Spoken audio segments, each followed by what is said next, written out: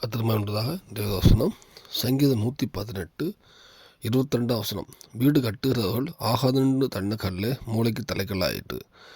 கத்திரமானதாக இந்த வசனம் பார்க்கும்போது வீடு கட்டுகிற ஒரு கல்லை தேவலான்னு ஒதுக்குறாங்கல்ல, அதையே கத்துற அந்த வீட்டுக்கு தலைகள்லாம் மாற்றுவார்னு வேதம் சொல்லுது. வேதத்தில் பார்த்திங்கன்னா தாவீது இருக்கார். எல்லோரும் பார்க்கலாம். தாவீதை பார்த்திங்கன்னா வீட்டில் ஒரு சாமுவேல் வராரு, பெரிய ஃபங்க்ஷன் எடுக்கிறாங்க. ஆனால் தாவீது வரல. அவர் காட்டில் ஆடு மேய்ச்சிட்டு இருக்கார். அவர் அற்பமாக தான் இருந்தாங்க. ஆனால் அதே தாவீது தான் தேசத்துக்கு ராஜாவை மாற்றினார். எல்லா சகோதரமாக சாமுவேல் அபிஷேகம் பண்ணுறார். இஸ்ரேலுக்கே ராஜாவை கத்திர மாற்றுறார். யாரெல்லாம் அற்பமாக நினைச்சுக்காங்களோ அவங்களுக்கு கொண்டு தான் பார்க்க வல்லமையான காத்து செஞ்சுருக்காரு வேதத்தில். இந்த வேலையில் நம்ம வாழ்க்கையும் எப்படி இருக்கலாம், அற்பமாக நினைச்சுக்கலாம். ஒரு வீட்டுக்கு அந்த வேதம் சொல்லுறது மாதிரி ஆகாதுன்ட்டு போட்ட கல் மாதிரி இவன் வேஸ்ட்டு, இவனா ஒன்றும் செய்ய முடியும் அப்படின்னு இருக்கலாம்.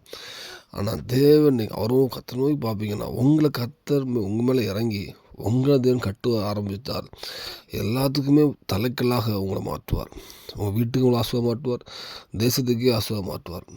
இந்த வேலையில் நம்ம வாழ்க்கையில் ஏதாவது நம்ம ஒரு ஒரு பாவங்கள் ஏதாவது இருக்குமானால் ஒரு கத்தருடைய கரத்தில் இருப்போம். கண்டிப்பாக எந்த இடத்துல நீங்கள் தள்ளப்பட்டிருந்தாலும், எந்த இடத்துல நீங்கள் ஆகாதுன்னு தள்ளினாலும், எல்லா இடத்துலையுமே உங்கள் தலையை உயர்த்துவார். இந்த பூமியிலையும் ஒரு சாட்சியோட அழகு தருவார். பரலோகத்துக்கு ஆயத்தப்படுத்துவார். அர்ப்பணிப்போம். தேவனுக்கு பிசிவாராக. ஆமென்.